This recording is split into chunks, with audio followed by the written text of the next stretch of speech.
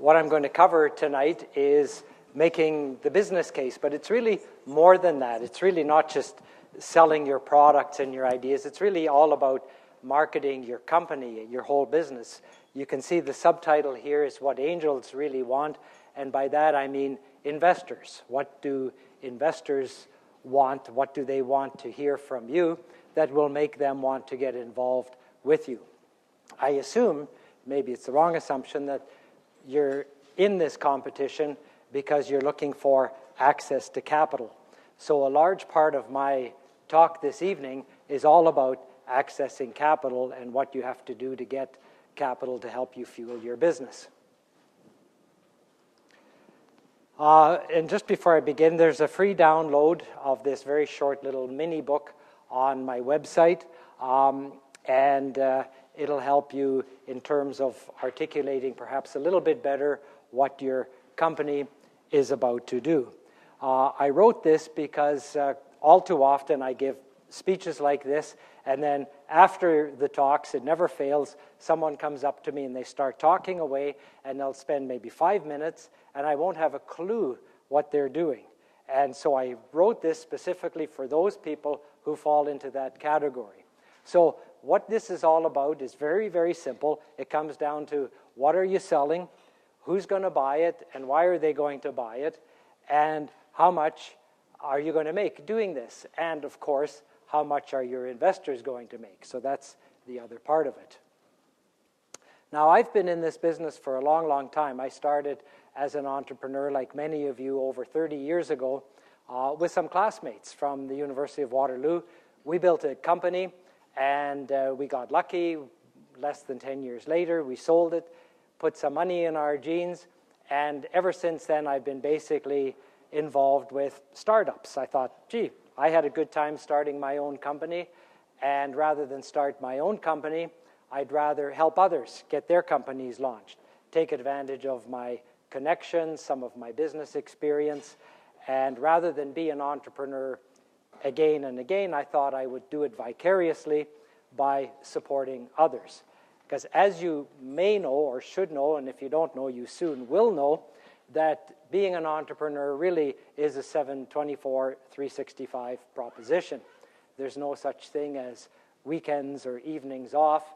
It's just total commitment, and what I realized after doing it for about 10 years was it was time to get a bit of a life and visit my kids, whom I hardly knew, and spend a little time with them. So that's why I got into investing, and specifically angel investing.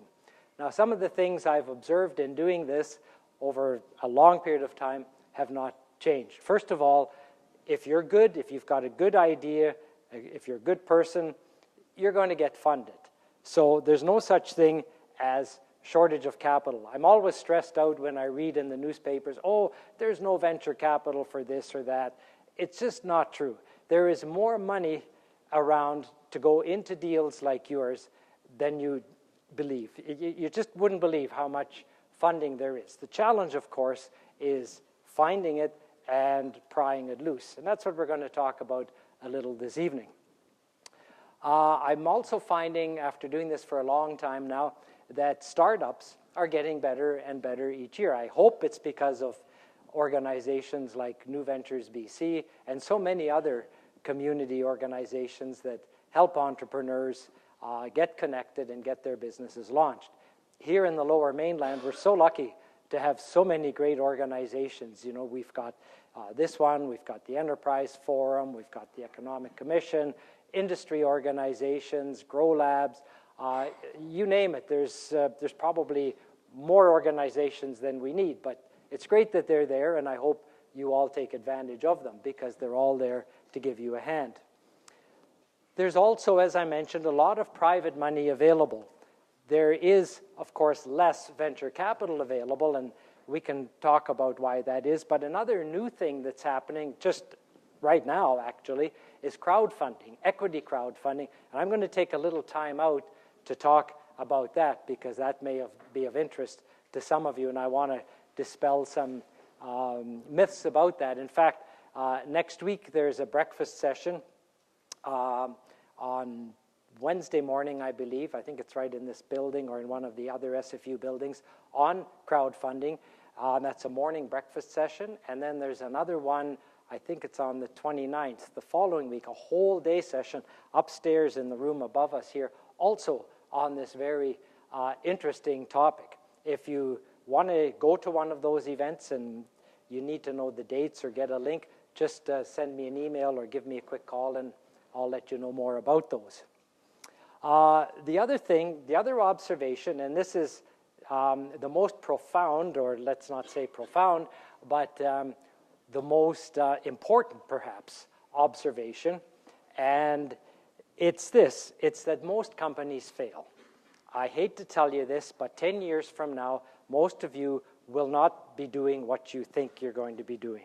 Maybe one or two of you in this room, not many more than that.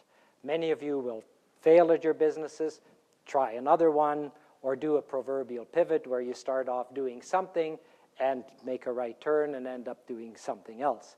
But the reality is that most companies fail. It is tough to build a successful company. I've invested personally in over 100 companies, and most of them fail. A lot of them are still ticking along, thank goodness. I hope they won't fail just yet. I believe ultimately all of them will fail, but hopefully I will sell out. I will sell out before they do. If you look at even some really big companies, you know, when I was in the IT business in the 70s, a lot of companies like Compaq, Digital Equipment Corporation, and big names like that, they don't exist anymore. They've been rolled into other companies, they've been merged. When I started my company, I had almost 100 direct competitors. I was making video screens, the precursor to the desktop computer. So I was making a video display terminal hardware and selling that all over the world. And I had over 100 competitors. And there isn't a single one of those, single one of us, including me, left. We all sold, we merged, we did something else. So most companies, even if they don't fail, will be absorbed and disappear. But the reality is that most do fail. And these are some of the things we want to cover tonight and how you can avoid that failure, or at least know going in that you're into something particularly risky. As I said, you know, interrupt me anytime if you want to challenge me, if you don't believe something that I'm saying or want to take issue with it, just put your hand up and we can digress. So this is my simple view of the world. I'm really keen on innovation. Innovation is all about taking ideas and turning them into reality. It's about monetizing these ideas, whether they're inventions out of a research lab or just something you come up with in the middle of the night. And so you guys in this room, in my humble opinion, are the champions of innovation. You're the entrepreneurs who go to the market, who take those big risks and get your ideas, your concepts out there into a market where someone will buy. And the rest of us, angels and others, are there to hopefully give you a little bit of help along the way. Today is a great time to start a company. And I've been making that statement for over 30 years. Even when interest rates were over 20%, believe it or not. Because when you really think about it, what other time is better than today? Maybe, yeah, with 2020 hindsight, yeah. So for those of you who procrastinate, maybe you should have started yesterday. That's a good point. Never thought of that. But yes, today is the best time to start because you're in the same boat as everybody else who's starting a business. And the only real threat you've got is competition. So why not start today? Why wait? Don't wait till you get a degree. Don't wait till you retire from your day job or quit from your day job. Don't wait for this or that or the other thing. Don't make excuses. Just go and do it. Some of the reasons why it's a good time to start is because the economic environment that we're in today is actually very favorable.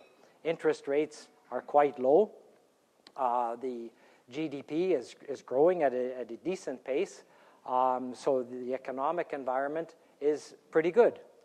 Taxes here in BC especially are very low compared to the rest of the world, especially when you're getting a business launched. The small business tax rate is probably one of the best in the world. In fact, I think in a way it's kind of backfiring on us a little bit as Canadians, because the rates for small businesses are so good that companies never grow bigger. They just want to stay small because their tax rates are so good. I think what happens is when companies get to a certain size, sometimes entrepreneurs start new companies rather than growing really big companies, because when you make that transition from being a small business to a large one, your tax rate almost doubles. So in a way, it's kind of a deterrent. But until you get there, it's a great incentive. So take advantage of it. We also have other things here in Canada, like the capital gains exemption, which means that the first $800,000 you make when you sell the shares in your company, no tax. It's tax-free. And of course, you can take the shares that you own today in your companies and divide them up among your children or spouse or relatives, and every one of those individuals can get $800,000 of tax-free capital gains when those shares are sold. That's a pretty good benefit. And even when you go above that $800,000, the tax rate is only 22% at the very top end. That is still pretty darn good. Yes, sir? Is that something you have to set up on day one of your company's structure, or you can wait for the rule is that the shareholders have to be shareholders for at least 2 years to get the benefit of that 80%, which is a reason why later on we'll talk a little bit about stock options, which is why I don't like the idea of giving stock options to people. I like the idea of giving people shares, because then that applies to shares. It doesn't apply to something like stock options. So it's the requirement is shareholder, or? Pardon me? The requirement is that the user must be a shareholder. That's right. So you have to issue shares to them. So you can have some shares, and you can have a lot of shares at a later date? Yeah, you can, if you own shares, you can do more. If it's your own company and you own it 100%, or it's 2 or 3 of you and you own it 100%, you can do anything you want. You can divide those shares up into tiny little pieces and distribute them to all your neighbors if you want, subject to some other things I'll talk about later. Okay, another thing, a lot of you are probably, I'm pretty sure a lot of you are doing technology-related ventures. Another good thing is that to do R&D is very, very inexpensive. In fact, the SRED tax credits, SRED is an acronym for Scientific Research and Experimental Development, for every dollar that you spend on something that you could define as research and development, you will get back 68 cents on the dollar. Now, a lot of people think it's 35%, but when you gross it up and use the provincial contribution, it works out to 68 cents on the dollar. That means if you're hiring a technician, let's say you hire 2 technicians and you're paying them $100,000 a year to work on some new software algorithm, that $100,000, you will get back $68,000 as soon as you file your corporate tax return. And that's not a competition, and there's no budget limitation. The government of Canada, Her Majesty the Queen, will send you a check. It's a refundable tax credit, and you get back 68 cents on the dollar. That sounds too good to be true, but it is. In fact, we as taxpayers foot the bill, and it's now up to almost $4 billion a year that goes into companies through this SRED program. And you should all know about that. Question? Yeah, sorry. Is the SRED credit, is that an actual credit, or is it an offset on income? Because a lot of startups, for example... It's a refundable tax credit, which means that even if you don't have something to offset it against, it comes to you as a check. Oh, okay, thanks. Then we've got lots of infrastructure, especially here in BC, as I mentioned earlier, lots of great organizations. I put together this website a while back, just listing some of them, and it's kind of like a laundry list of different organizations. There are some special incentives. Here in BC, I'm going to talk a little bit more about that. We have the SBVCA, which means Small Business Venture Capital Act. So this is an act of the provincial legislature which gives investors 30% cash, effectively, for every dollar they put into your company. So if I, as an angel investor, put $100,000 into your business, I can get back from BC $30,000. And that, too, is a refundable tax credit. So I will get a check if I don't owe any taxes. I'll get a check for that amount. That program is very, very popular, and it sells out, or nearly sells out, almost every year. It's presently capped at $33 million, which means that you guys can raise $110 million, give out tax credits for 30% of that $110 million, and then that's it for any given fiscal year. I think you already answered the question with what the cap was. So 33 Yes. million. Okay. Yeah, and it might increase. It was 30 until a couple of years ago. Then Christy Clark upped it by 10%.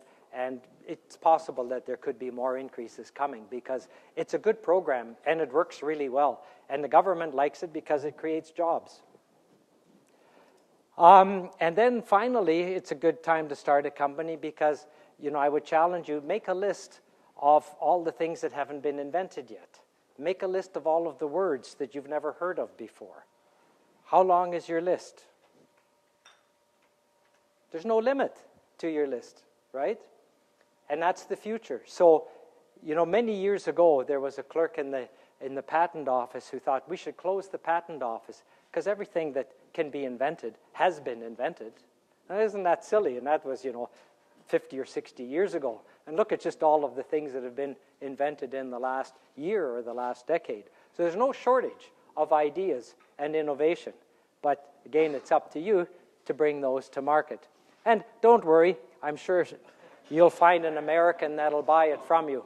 Just look at those airline magazines, you know, the Sharper Image and Flying on Board and all those airline magazines. I can't believe the stuff in those. So you'll find a buyer for your gadget, don't worry. So start a company. Now, some innovation incentives. I just want to give you a little example here to show you a real-life example.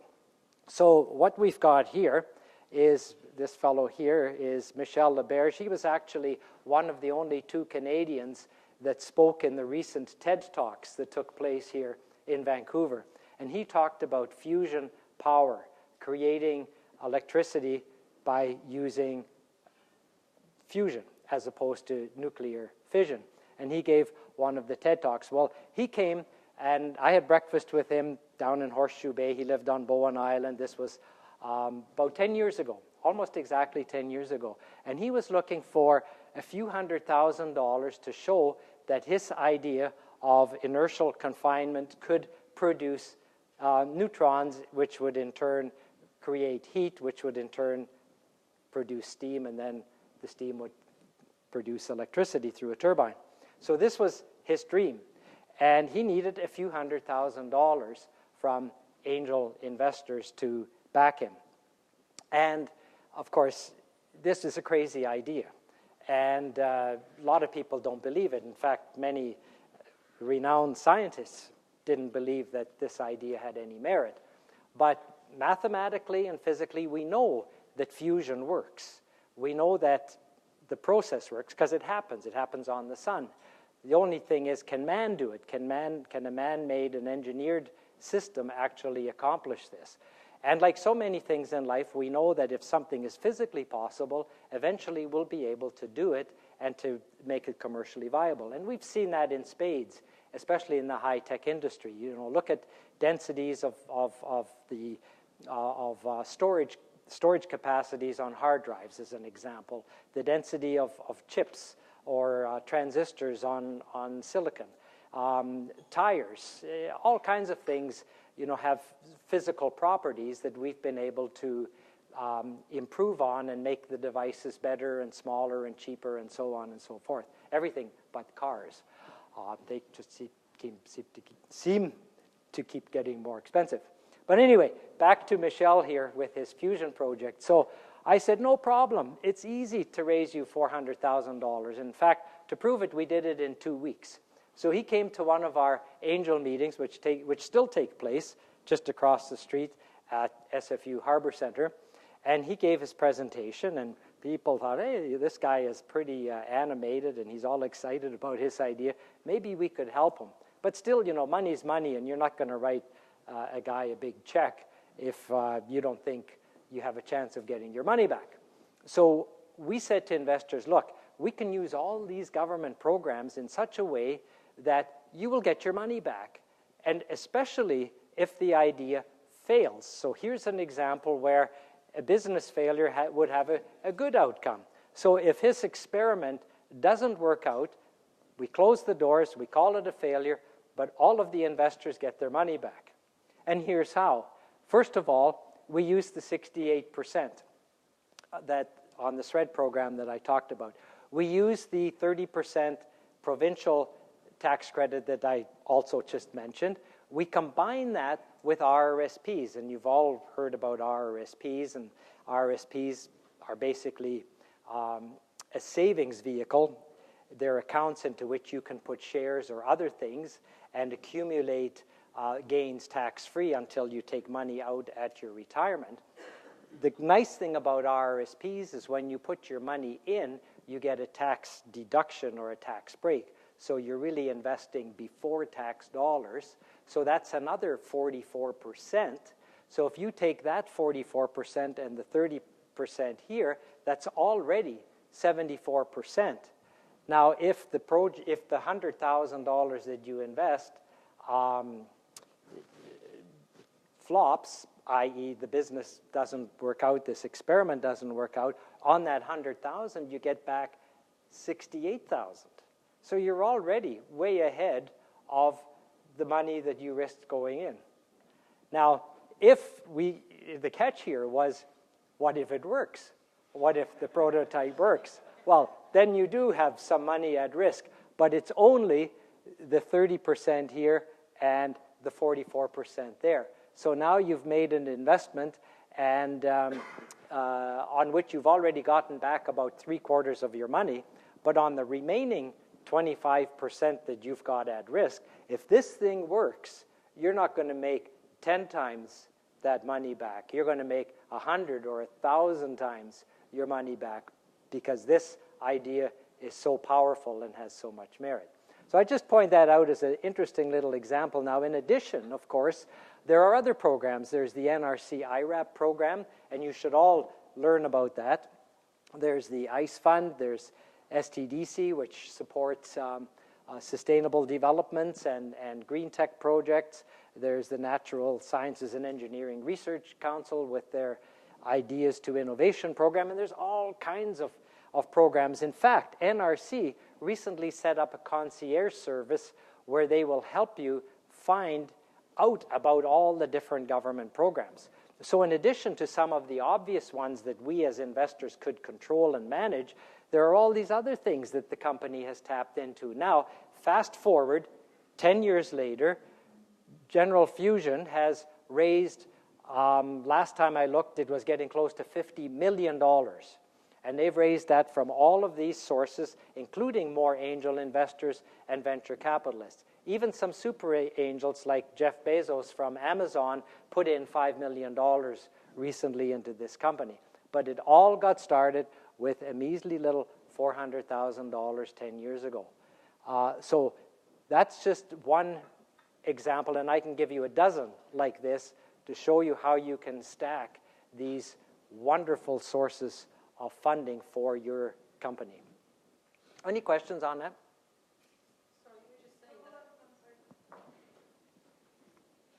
Sorry, you were just saying that NRC has a concierge program, so we just phone the IRAP office and ask them about that? Call IRAP and ask them about the concierge service, and they'll tell you anything you need to know. I happened to meet with them today, so I can give you their email if you email me. Okay, great. Thanks, Angie. Good. Any others? An IRAP guy right here, too. So I've been doing this investing stuff for a long time. So what have I learned? You think that after 30 years, I'd do better than land in jail, right? Well, here I am in the Vancouver jail, and they threw me in because I didn't get any exits. I didn't get any payouts. So by virtue of misbehaving and not getting any investment returns, they threw me in the city jail. So the lesson here is that, and the message is that it's pretty easy to get in. You make some mistakes, you're in jail. But it's not so easy getting out. And that's how I feel as an investor in almost all of the companies that I've ever invested in. You get in, and it's a painstaking process to get out. And that is one of the biggest challenges that you're going to face when you talk to investors. And I just want to caution you about that up front, because you're all excited about what you're going to do, and you're going to try to get others to support what you're going to do. But they're thinking differently. I'm thinking differently. If you talk to me, I'm not going to be interested in your gadget or what you're doing and how you're spending your time. All I'm interested in is how much do you need from me, and how much am I going to make, and when, the big word is when, am I going to cash in? That's something that no one, hardly anyone, pays attention to. So I just want to put that there right up front. And that really is the Vancouver City Jail. I was there not because they threw me in, but because we were looking at turning it into a high-tech incubator. And I thought, I said to the guys there, this is the old police station down on Main Street, and I said to the city people that were organizing these tours, I said, tell you what, leave the jail there. Don't turn it into an office. That's where we put underperforming entrepreneurs. And we leave them there until they give us those exits that we pine for. So, some trends. Talk about what's happening most recently. If this is going on. We were good up to here.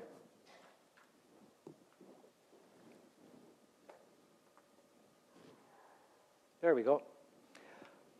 Valuations. What's your company's value? This is the big question that comes up. It's probably the most important one when you're negotiating with an investor, because you have to come up with some concept of what your business is worth based on what you've got. You know, it might be some ideas, maybe patented or not, maybe a team, maybe you've already got customers and sales. But the question remains, what's my baby worth?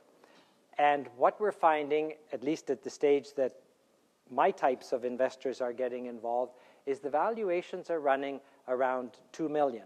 A colleague of mine in the States did a recent survey, and he actually found that the average was about 2.3 million valuation after the initial seed round of investment. Question?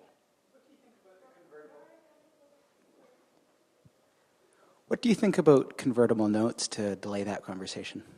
Yeah, can you ask me that question a little later, because there's a place where that would make a good question. Let's not lose sight of that. It's good point. There are more and more people that are becoming angel investors, and of course, if crowdfunding comes into being, there'll be gazillions of them. But we are seeing, even in the traditional angel environment, more and more investors, but they're generally investing smaller amounts. And I'll tell you why in a moment. It's also, as I mentioned with my jailhouse example, it's all about getting exits. And it's not good enough for you just to put a slide in your presentation that says, you know, we have an exit strategy, and here it is.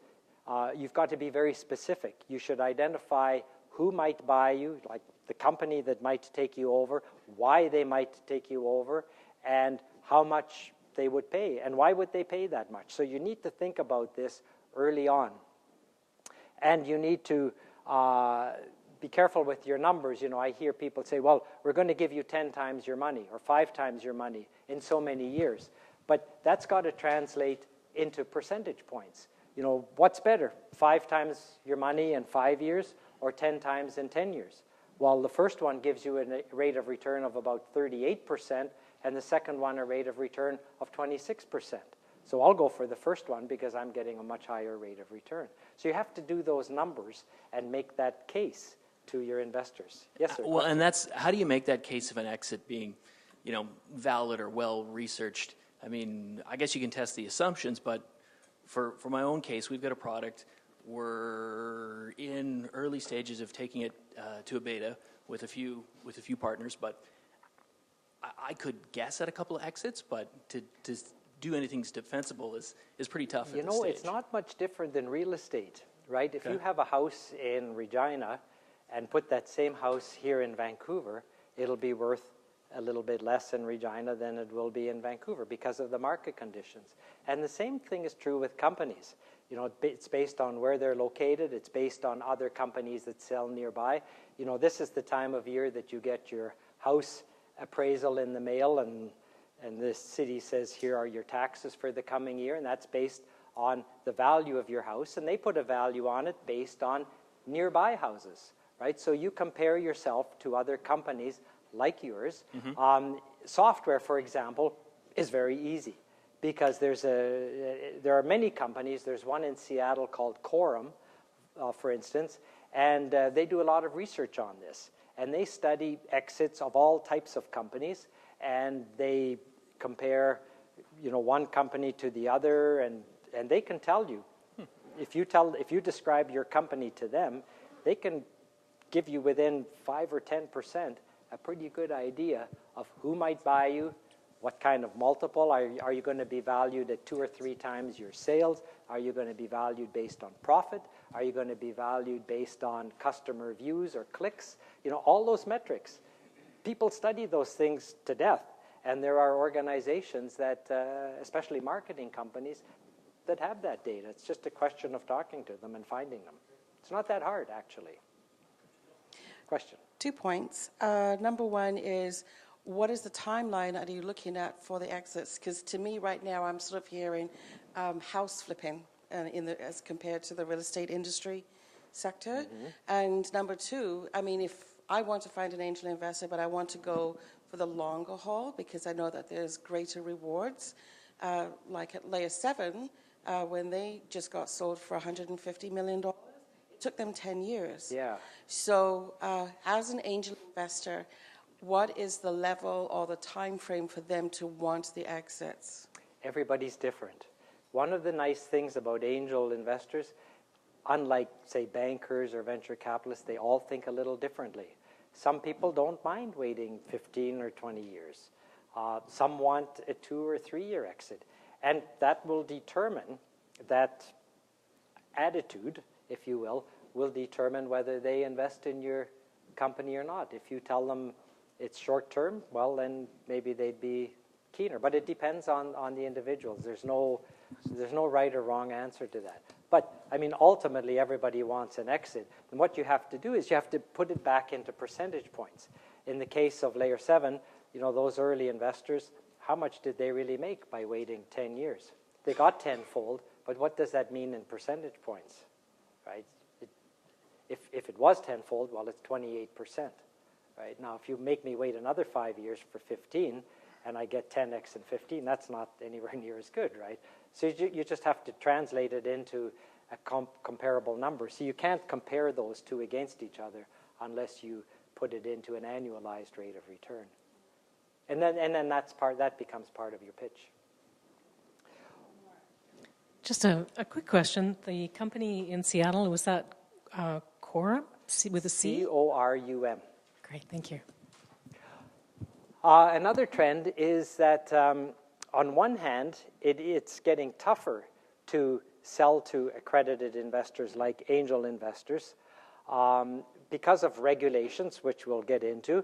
Also because, especially here in the local community, active angel investors have invested in dozens of companies, and of course now they're waiting for a payout, so their numbers are dwindling a little bit. And of course there are a lot of people that are still sitting on the sidelines, and we have to figure out how to get them involved. And then there's this whole new concept called crowdfunding, which I think will probably be a good thing for you. And we're going to talk some more about that. And another trend is that it is getting harder from a tax and financial perspective to use things like stock options to attract employees. It's better to use shares rather than stock options. Another good thing that's happening is that one thing that's happened just in the last, say, 5 to 10 years is there are not just individual angel investors, but a lot of angel investors have gotten together and pooled their capital to create funds. And these funds, in turn, are available to you as a resource that you can approach. And I'm involved with a number of them. I happen to be a real big fan of funds and have been involved with 3. And those 3 funds have today invested in about 70 companies just in the last few years. And we hope to grow those funds, and I'm hoping that others will be created. I was talking to some colleagues on Vancouver Island just earlier this week, and they're setting up a fund over there. And I know of other funds in the interior, and certainly there are funds in Ontario and Quebec. Quebec especially has done a pretty good job at getting angels to put together pools of capital, and that's a good thing because it means more money, and it's starting to fill some of that gap that traditional venture capitalists have left. So let's talk a little bit about access to capital. So, the obvious thing to do when you start a business is you dip into your own pocket, and then you often approach family members, people you know, people that trust you, and you can get capital from them. You would not, at this stage, none of you, I think, would make sense for you to go to institutional investors or traditional venture capital investors. And by the way, when I talk about venture capital investors, do you know what the difference is between a venture capitalist and an angel investor? It's not a joke. It's a real question. I can think of lots of jokes, but this is a serious question. What? Size, yeah, usually VCs do write much bigger checks. They also invest usually a little bit later on. But the big, anybody else want to guess? Pardon? For who? Well, it's funny because, in fact, it's the VCs that are getting the better multiples, but it's the angels that are thinking they'll get the better multiples. And there was another point? Pardon? Yeah, that's the main thing. And by institutional, we mean that they invest and manage other people's money, right? So a VC or an institution will take money from pension funds or private individuals or family offices, and they will manage that money to try to get a better than stock market rate of return for the investors. So it's professionals who are in the investing business. Angel investors are not professional investors. Some of them are becoming more professional and becoming better at it, but they're entrepreneurs. They're people like you who've made money in their businesses, and now they want to take some of that money and put it into helping others get businesses going. That's a huge difference, because you'll find that angel investors may invest in you just because they like you and trust you, and they hope that you'll give them a return, but they're not banking on it like a VC. So it's a huge, huge difference. And it's one big reason, one major reason why you should not waste a lot of time with VCs too early on. Spend your time talking to people that you can get a bit of a rapport with, like angel investors.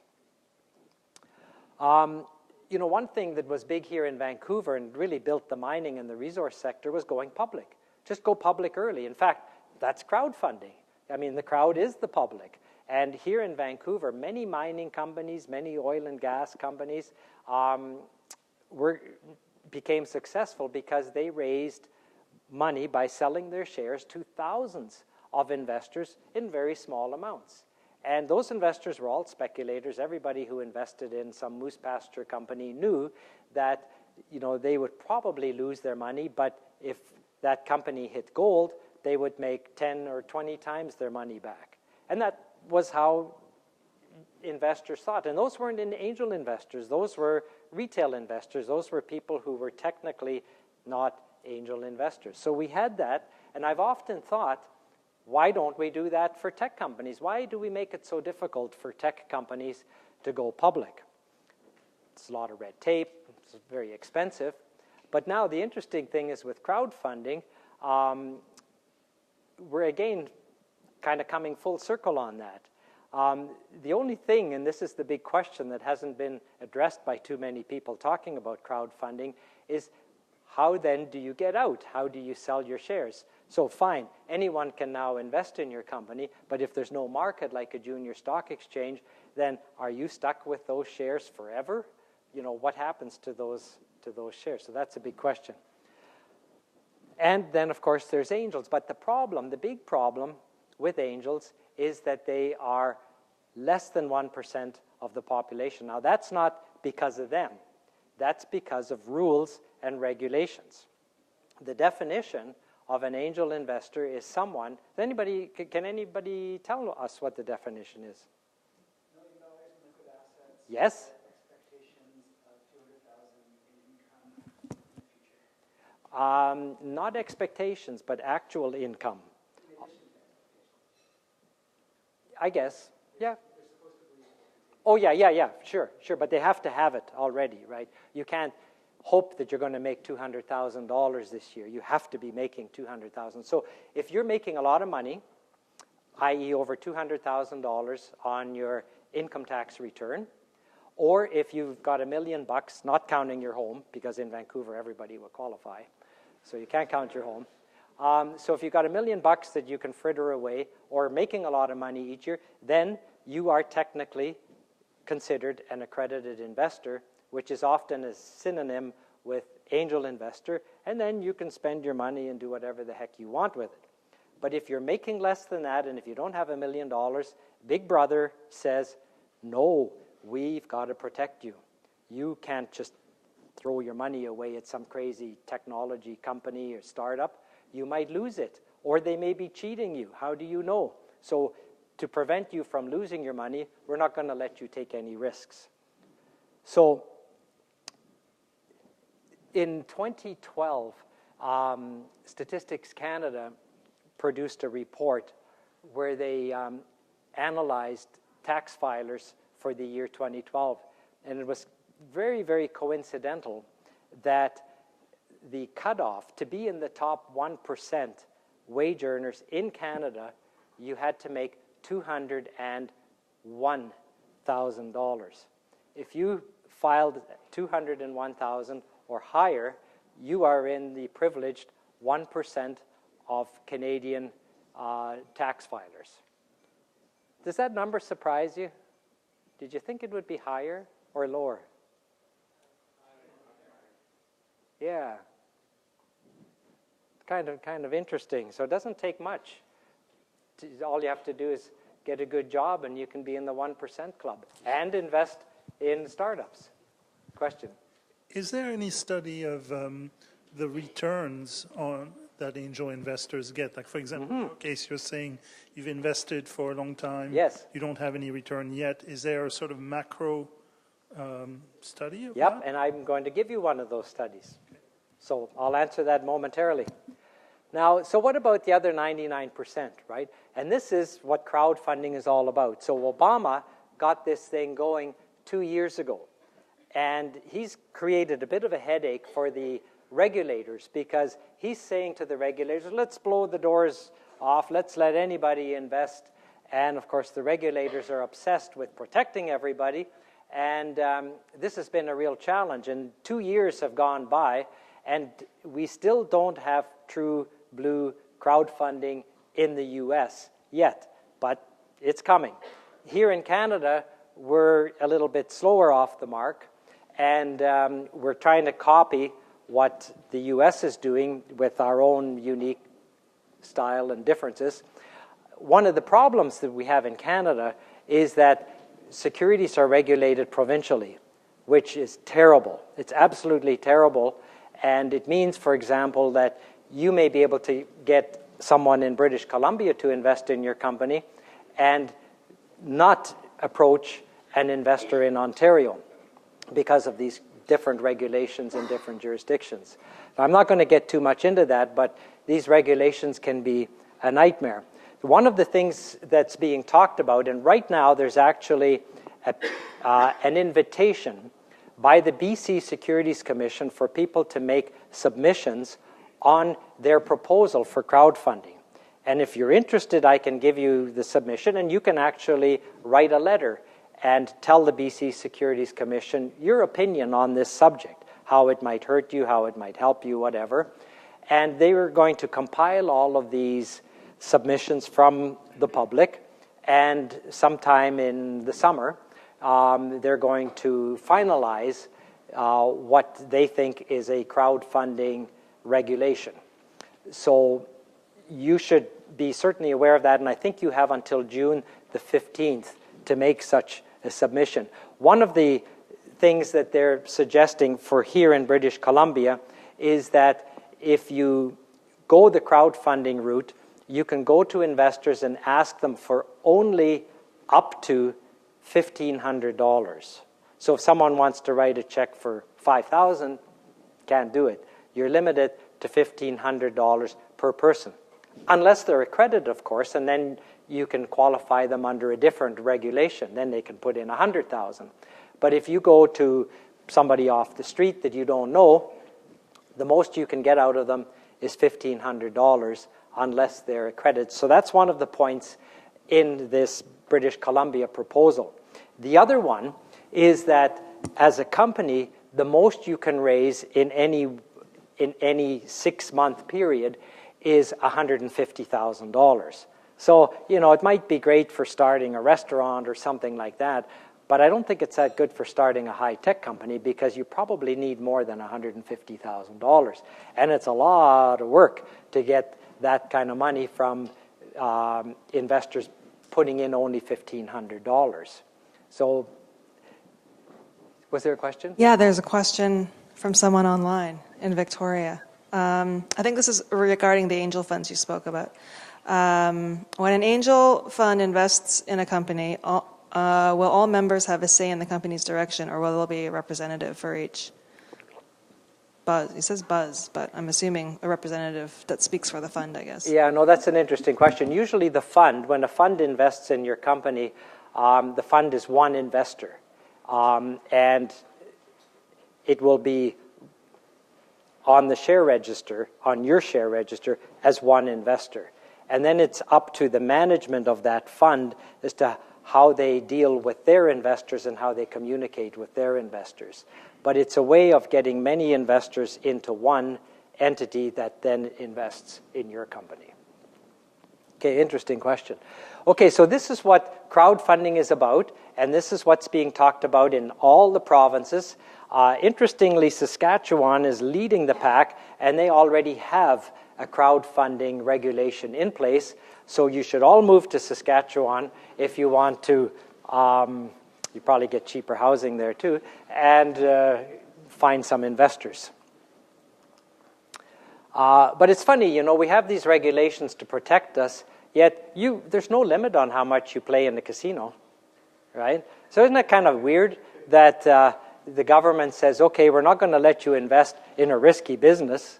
I mean, what are the odds? I mean, 1 in a million, I would hope to think that I could probably invest in all of you and be a little bit better off than 1 in a million, right? But they're encouraging. And you know how they regulate gambling? They say, know your limit, play within it. Why don't they do that for high-tech companies? Invest in a high-tech company, know your limit, invest within it. Makes a lot of sense. Weird, huh? Anyway, here's another way of doing crowdfunding, and this is non-equity crowdfunding. So this is where, and this is actually, in my humble opinion, much, much better than selling shares for many reasons. You don't have a lot of obstreperous shareholders that you have to worry about. You don't have to comply with securities regulations.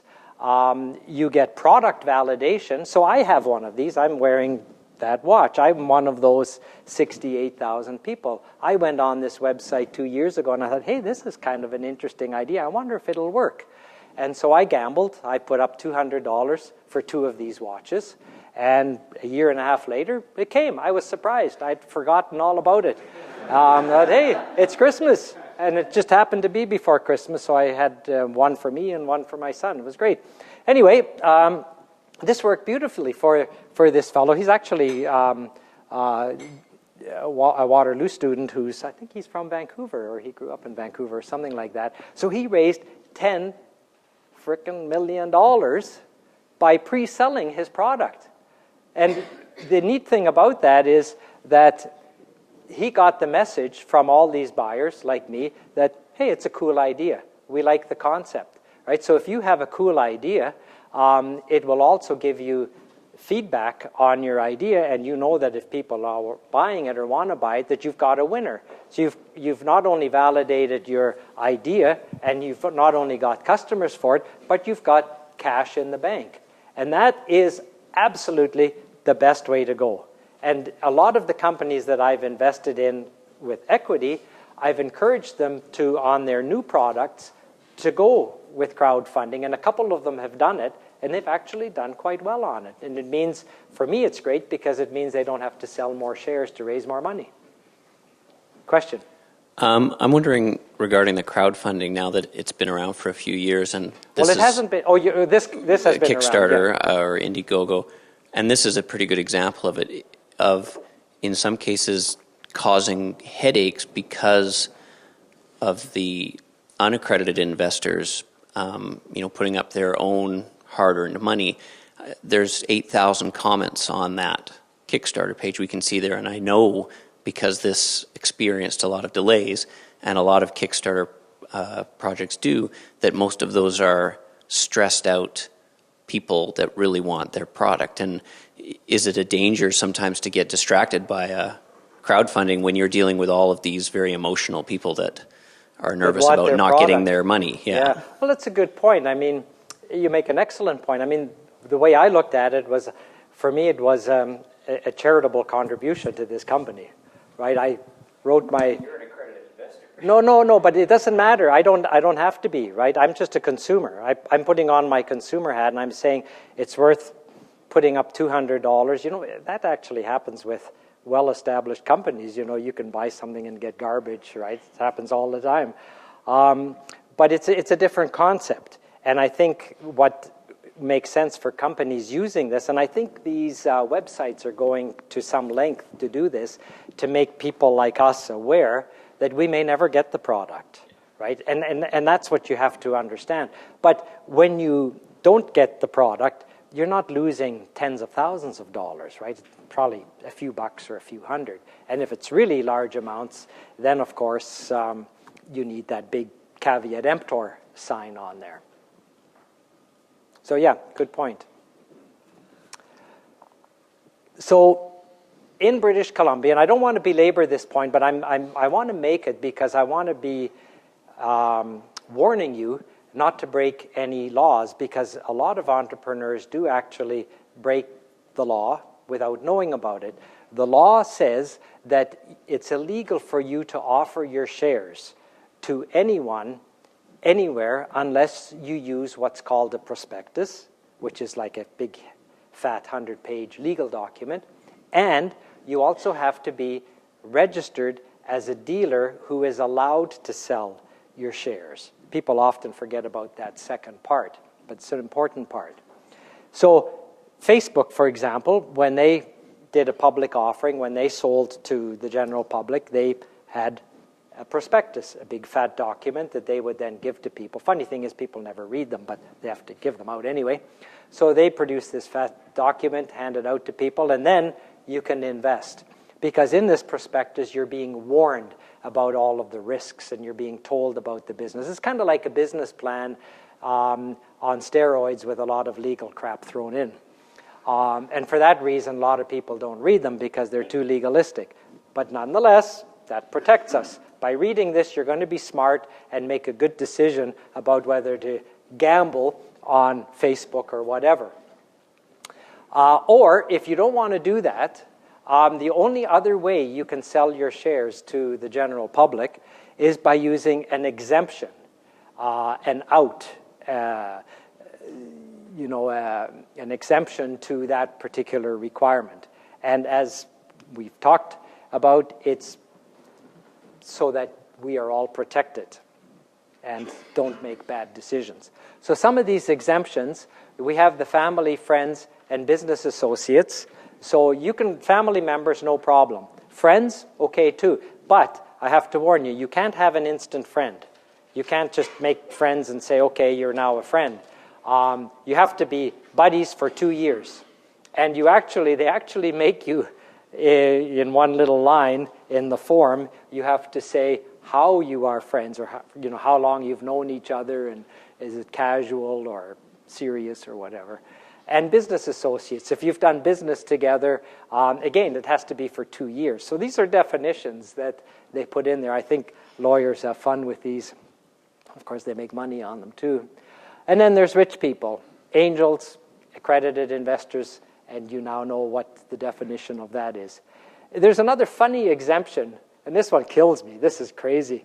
If you want to bet the farm, so to speak, and invest $150,000 in a company, that's okay.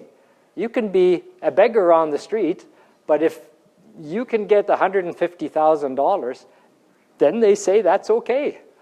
Go figure the thinking behind that. But that is a legitimate exemption, and I've used it. I've used it when I've raised money for companies, when investors don't qualify as family friends, and they don't qualify as rich people. They may be close to being rich, but not quite there. And if they invest $150,000, they can do it. It's funny, huh? I'm not kidding you. This is true. And the other thing, and this is a secret, this is a well-kept secret, and you should all know about it, is it's something called the offering memorandum. Ontario doesn't have this. I don't think Ontario has ever had it. But British Columbia has had it for more than 10 years. And the funny thing is, hardly anybody uses it. And you know what? It's crowdfunding. If you produce an offering memorandum, you can now sell to anyone in British Columbia any amounts, no limits. It is crowdfunding. And I have yet to hear anyone stand up and say that, other than me right here. People don't seem to get that. And you might wonder why, and if you figure it out, let me know. But this is a fact. And an offering memorandum is much simpler than a prospectus. It's kind of a watered-down prospectus, but the beauty of it is you write it yourself. And there's a form on the Commission's website. You just fill in the blanks, and then you can use that. And you can go and now sell your shares to people who don't fall into one of these other categories. And in addition to these exemptions, these are the popular ones, and almost everybody that's raising money will use one of these. So you guys will likely use one of these. And there are many, many others, but they're mostly useless and they don't apply to you, so don't even worry about them. So let's talk a moment about the offering memorandum, because I think some of you could and should use it. And you might also use it even if crowdfunding comes into place, because remember, with crowdfunding, you can only do small pieces, small bits. With an offering memorandum, you could raise $10 million if you wanted to. So it's like a business plan. Why isn't it used more often? It's because it's perceived. It isn't, but it's perceived to be expensive, time-consuming. You can do one in a weekend. It's not a big deal. And lawyers like to get involved, and lawyers will tell you that they should do it and that they should charge you heavily for it. But you can actually do it yourself and get a lawyer to look at it for $1,000 and let you know whether you're on track or not. So it's not a big deal. One of the big stumbling blocks, though, is even if you're a startup, you need audited financial statements. And that's an expense. But the good news is that there are accountants for startups that'll do this for about $2,000. One of the things I've been trying to do is to get the regulators to remove that exemption. If they took that requirement out, then the offering memorandum would be a wonderful way to put crowdfunding into effect. That's the main difference. But you know what they're doing? With crowdfunding regulations, they're throwing on other requirements. So it's going to be 6 of one, half dozen of the other. So I would suggest to you that rather than waste a lot of time with crowdfunding, right now, if you're in a hurry, go with something that's already in place and something that we know works. Another reason why people sometimes worry about using an offering memorandum, and people will tell you this, is they'll tell you that you're no longer a private issuer. And that's true. But that's not the end of the world. That's not a big deal. People think it is, but it isn't.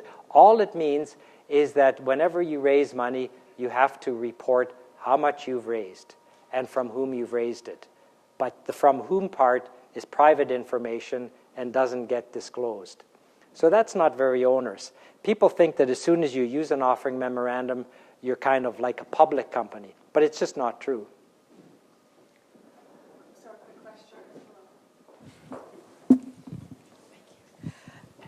Can this be applied to potential U.S. investors? Only BC? When you start crossing provincial boundaries, it's another whole world. Now, you can sell to U.S. investors, but you can't solicit them. So it gets into fine detail here. You can't sort of advertise in the Seattle newspapers, come up and invest in my company. But if they hear about you somehow, and they approach you, they can invest according to the laws of BC. But they may be violating laws in the U.S., so they have to be careful that that's not happening. It gets a bit complicated. But we're talking here British Columbia. So let's get back to angel investors. There's many different types of angel investors, and I think crowdfunding is going to create a lot of cherubs. That's the small speculative investor, people that want to invest a few $1,000s and are kind of like wannabe angels. Then we've got our mainstream angels, the ones that have been around for a long, long time and are struggling at making money. And then we've got the archangels, the big guys, the super angels, people like that have come out of Microsoft and Amazon and other corporations where they've done very well, and they have millions and millions of dollars that they can use to invest in startups. So I was asked about, you asked me about angel returns. So there's been an extensive study done by Rob Wiltbank at Willamette University in Oregon, and this is a bit of a busy slide, and I don't expect you to understand this, but I've summarized it at the top here. Angel investors, on average, from a very, very large study, very large population of angel investors, made 27% annual rate of return on average. And that number comes from these two numbers. If you take these two numbers and put them into an Excel spreadsheet, it gives you 27%. So he found that on average they made 2.6 times their investment, and they got their money back in 3.5 years on average. Now that sounds like a really short period of time, but that's because here you had a lot of failures early on, and the failures usually happen in the first year or two. And all the failures are counted in these exits. So it's these guys out here that give you, what this little blue bar is telling us is that less than 5% of the investments produced more than whatever that number is, $80 million return, or 30 times your money back. So a very, very small percentage produced 30 times the money. An even smaller percentage here produced 10 to 30 times the money. And this is sort of what everybody thinks they'd like to see. And even that's well below 10%. So fewer than 10% of the investors got somewhere between 5 and 10 times their money back. But it's these guys out here and this big green bar, this is the money coming back, that carries the day. And this is why angel investors aren't running for the hills, because they know that there is a possibility for them to get this kind of a return. And if you can get this, that's way, way better than any other investment opportunity that I know about. That's better than real estate, that's better than bonds, that's better than stock markets. There's nothing that can give you more than 27%. Now, maybe this is why crowdfunding has a chance, because if the average Joe can get 27% return, that might just work. I'm skeptical, but it's not impossible. So is that 27%, is that factoring in all of the credits that you went through in the beginning, or is that exclusive of? It's based on the cash flows. It's based on actual cash going out and cash coming in and when it comes in. So it's actual cash. Mike, I forgot to ask if we could take a break around the halfway point, which Yeah. is about now. If you want Let to me finish wrap this part, up, okay. and then we'll take Thanks. a little break. Yeah, thanks for mentioning it. So the other thing that he found in this study is that 40% of all the investors lost everything. That's scary. So when I go to an angel meeting, and we just had one actually here in this building yesterday, I'm looking around and I'm saying, I hope I'm not one of those 40% that's going to get zero back. You know? And that's what worries a lot of people, and that's one of the reasons why angel funds are becoming popular. And the reason for that is because the guys that got the 27% return or better had big portfolios. They had well over 10 companies that they invested in. If you invest in 5 or 6 companies as an angel investor, you'll probably be wiped out. But if you invest in 25 companies, you may actually make some money. So large portfolios. Doing a lot of due diligence, really kicking the tires, checking out the people, the idea, the markets, everything that can possibly be checked before making the investment. The more due diligence, the better the outcomes. That's why a lot of angels are now working together to share due diligence. So don't be surprised when you talk to angels, you'll be talking to not just one person. You'll be talking to 2 or 3 probably at the same time. And the third thing is that not only did they didn't just stop there. After making the investment, they provided a lot of support to the companies, connections, follow-on financing, hiring people, having good shareholders agreements, all those kinds of things. So those 3 things were key. And those are the things that angel funds, like one of the ones I'm running, those are the principles we subscribe to. So this is one of the funds that I started 10 years ago. And in this fund, we have a lot of companies. We've got over 60 investments. We do a lot of due diligence before we get in. And we are very active in the companies after we invest. Another fund is a public fund, and we've actually gone to the crowd with this one. So anybody anywhere can buy shares in this particular fund because it's listed on a stock exchange. It's still an angel fund. It's still very tiny. It's only a couple of $1 million. But we went public with it because we thought, let's show a little bit of leadership in this crowdfunding space and create a fund that the general public can invest in rather than having to pick the individual companies and try to pick the winners. And then finally, this is the newest one, and this one is only about a year or so old. And I mention it for one important reason, and then we'll take a break. If any of you are doing anything in the green tech area, this is something you should look at. And in fact, I want to extend an invitation to you. We've got an investor conference taking place in 2 weeks on June the 1st and 2nd. And if you've got an exciting green tech idea, then come and see me, because there may be an opportunity for you to present your idea at this conference, which is taking place at the Vancouver Convention Center. And this is done through a new fund, which is supported by the NRC IRAP network. And it's all about focusing on people, putting good teams together, and then putting money into those businesses to achieve good outcomes. Okay, so this is a good point at which we'll take a break, and then we'll get right into a little bit more about the new ventures competition. And one quick question, or 2 quick questions. 2 questions. Sorry. What is the realistic expectation on the time frame? How long does it take for you personally to invest in a company, or for one of the forums? So from the time you learn about the company until you are finished with due diligence and et cetera? Yeah, so that's a really good question. Now, you know, for venture capitalists, for example, they will typically take 6 to 9 months because they have to do a lot of this due diligence. Now, if I'm investing as an individual angel investor, I can make my mind up in 1 day. I either like it or I don't. In fact, just to digress a little bit, one of the first deals, one of the first negotiations I had was with the guys who started Research in Motion, you know, the BlackBerry guys. And we actually agreed within 1 day, and we wrote everything up, and that's how long it took. But that's because the only one I have to worry about is my wife. She's the only one that's going to say, you idiot, why did you invest in that company? But I don't have anybody else to worry about. Now, when I'm running my fund, I have to take a little more time because now I have to worry about all those investors who trust me and who've invested in me. So even though I like it, even though I have a good feeling about it, I can't just jump into it. I have to do some checking, background checks on the individuals.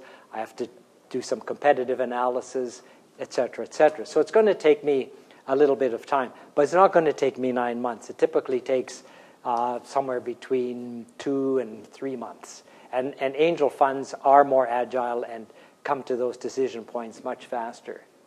So, is there a rule of thumb for when in the life of the company an angel investor comes in, or are there angel investors who specialize in kind of really early stage, after the company's launched, after there's a revenue stream, et cetera, et cetera? It's a mix. Some, like myself, I like very early. Right? I don't mind getting in before you have customers. Others won't even talk to you if you can't show them a customer. Others won't talk to you if you haven't had a year or two of track record with actual sales coming in. So everybody's a little bit different, and it comes down to their appetite for risk. I don't mind taking some risk because I've got a big portfolio. I invest in a lot of companies. The guys that come in later that are more risk averse, their portfolios don't need to be as big. They may only need to have 5 or 6 companies. They may not need to have a dozen because those companies already are performing. So it really depends on the individual. That's the beauty of talking to angel investors. Everybody's different, and there's no sort of standard angel. So let's talk a little bit more now about new ventures and the competition, because, of course, you're here to hopefully make some connections and pick up some ideas and tips and so on. But, of course, you're also, I think, here because of the competition, and there's some great prize money. So I want to talk a little bit about the competition and maybe give you a few tips on how you can make your case to the judges. So, people often ask me if the New Ventures program is a business competition or a business plan competition, and we go to great lengths to say it's really about a real business. It's about selling the idea of your business. The idea is not to generate a 50-page fancy business plan, but really to summarize your business concepts in somewhere between 5 and 8 pages.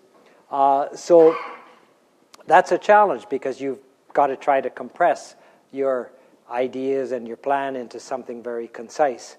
So we'll talk a little bit about that. And before I do, I just want to let you know how the judging takes place. And this is a bit, it's not nailed down 100% in the sense that we leave a lot of the judgment up to the judges. That's why we call them judges, I guess. So we say to them simply, pick the idea, pick the business, the entrant, that's most likely to be commercially viable with the greatest value. So they can interpret that however they want. You may have an idea which is rock solid, but maybe it's going to grow to a $3 million business. Someone else sitting beside you might have an idea that is a bit risky, a bit more off the wall, and but could grow to be 50 or 100 million. So they have to apply their judgment here on which one they would qualify as the best one. And that's how they're going to come up with their decision. Did somebody have a question? No? Okay.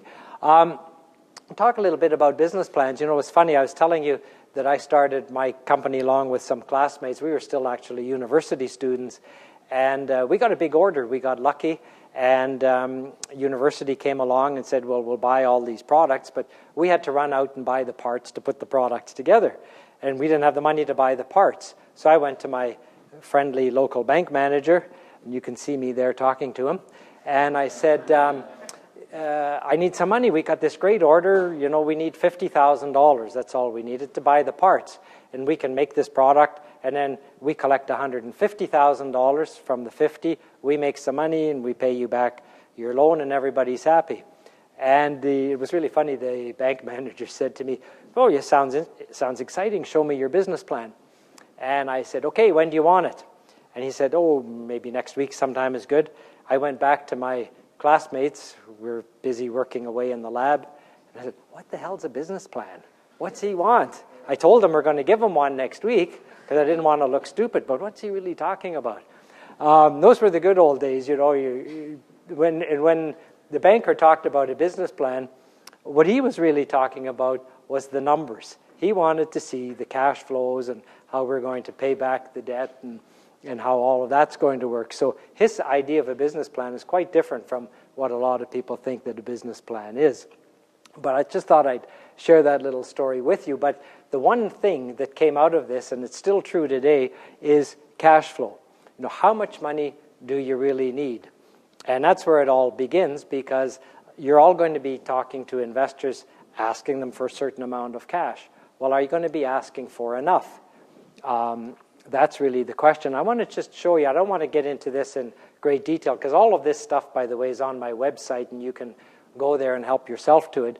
But this first scenario is a typical month-by-month cash flow. And this isn't the accounting statement type of cash flow that you see in say, an audited financial report. This is really your month-by-month, what's in the bank cash balance. So you start off with 0 in the bank account, and unless you put something in, it's going to go negative. Of course, banks don't let you do that, but we're assuming here for discussion purposes that they're going to let you go a little bit negative.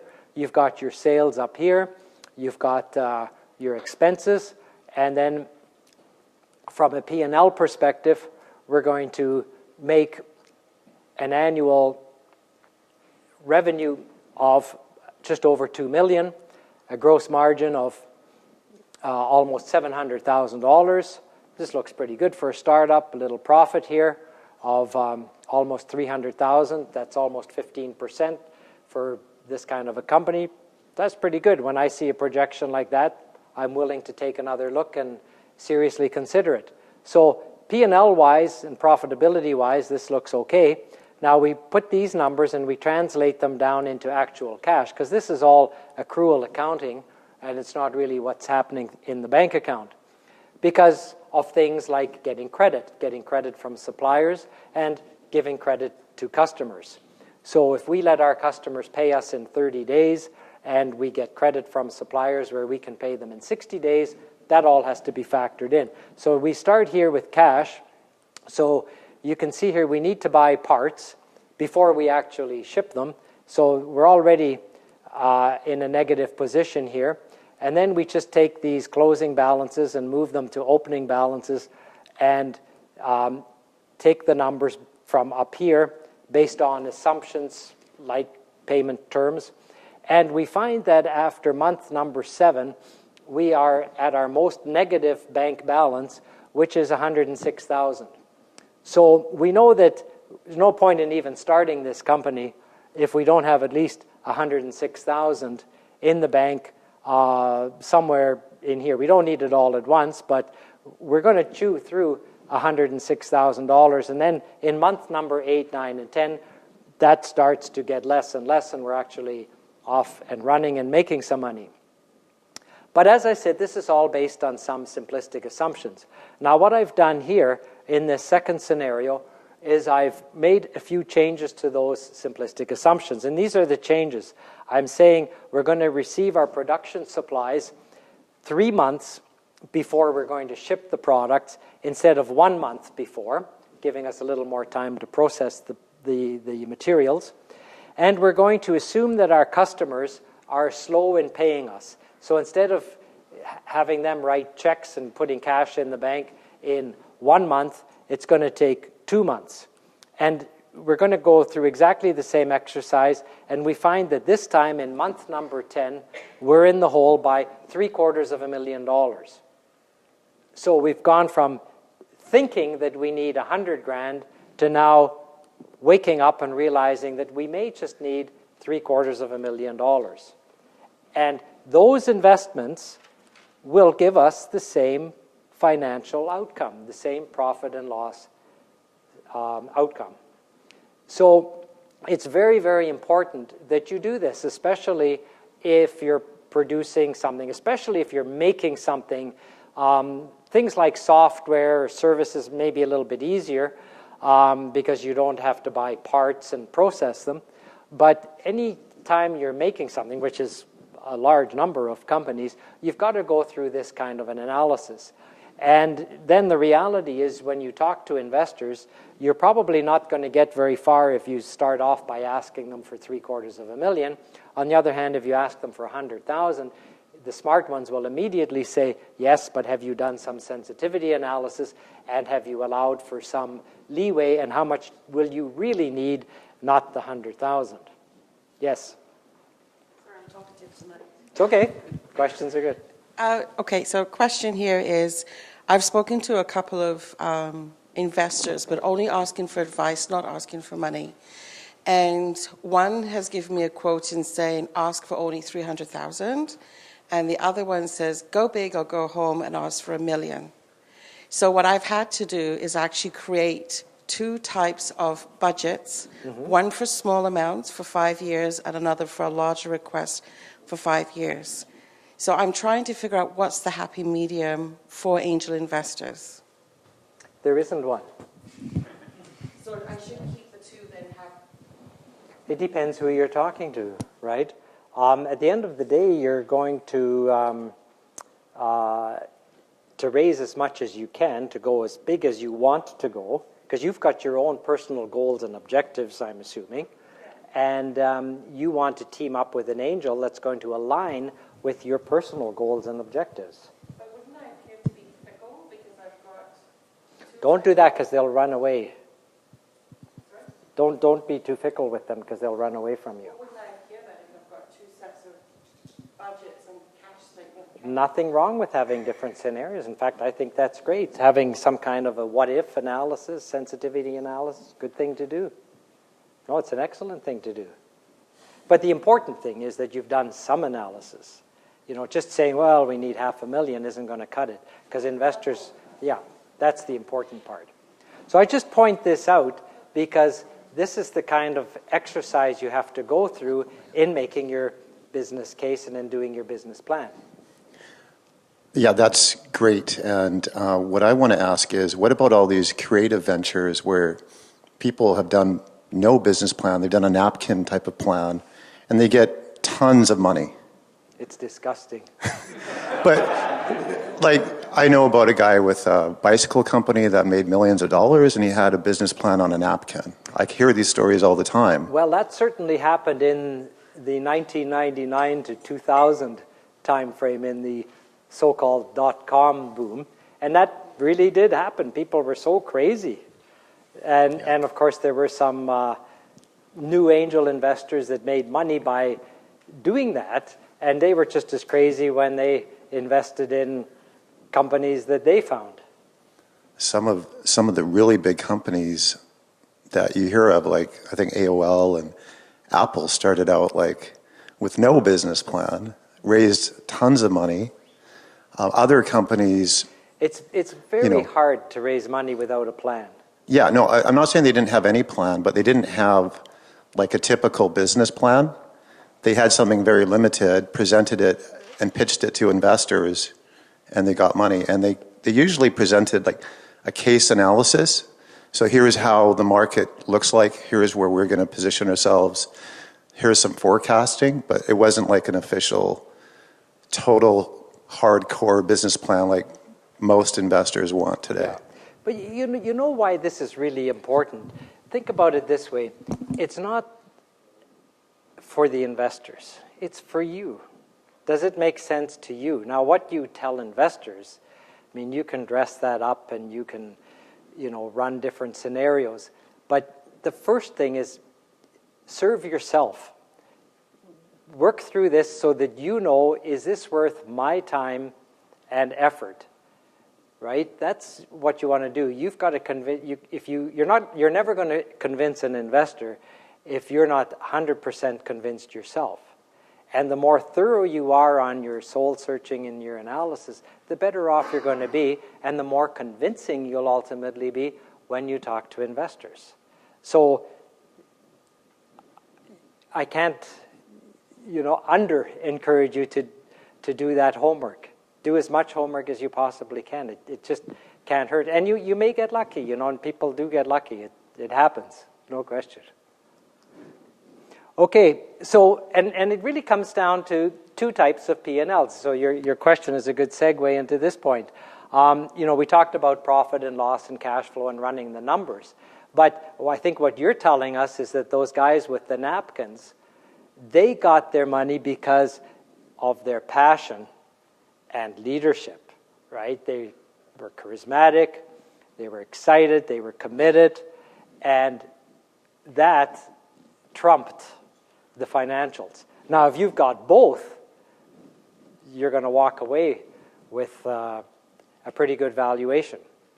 But I think absolutely both are important. The degree to which, well, that depends a little bit on you, but you've got to have both types of P&L. And I think you just gave us an example of the second. The guy that I gave you earlier, the Michel Laberge, the fusion expert, he had spades of passion and leadership. He knew nothing about this, and he got his $400,000 without a business plan. It was basically, let's make fusion. That's the plan, and that's it. I mean, there were no financials. So, yes, there are exceptions, no question about it. But then, of course, we used all those wonderful tax breaks. Scale is an important thing to think about. Here's the guy who's selling pencils on the street, and he doesn't want to give change, but he'll give shares in the company. So this is what I would call a lifestyle business.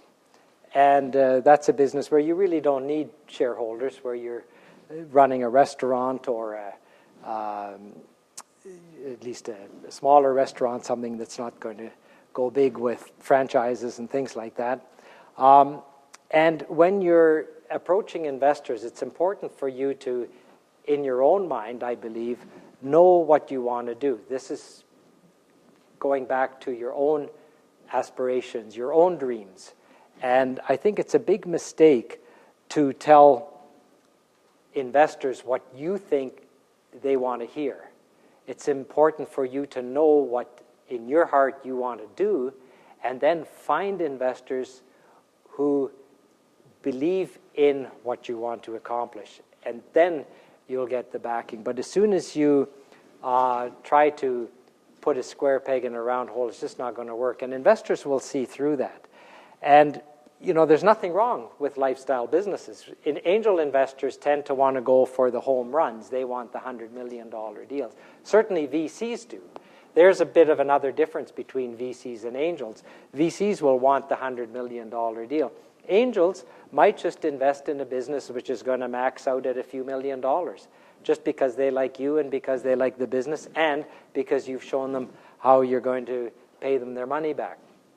So, how big you want to go is a very personal thing. When I started my company, I mentioned to you I had partners, classmates. There were 4 of us. We each had 25% of the company. We were actually in business 2 years and doing quite well before we asked ourselves this question. And it came up because that crazy bank manager wanted the business plan. We actually had to start thinking about projections. We had to think about the future. How big did we want to let our company become? And it was really interesting because 2 of us, myself and one other classmate, we wanted to go big. We wanted to go big or bust. And the other 2 guys, interestingly, were very conservative. They wanted to go nice and steady. They didn't want to bring in outside investors.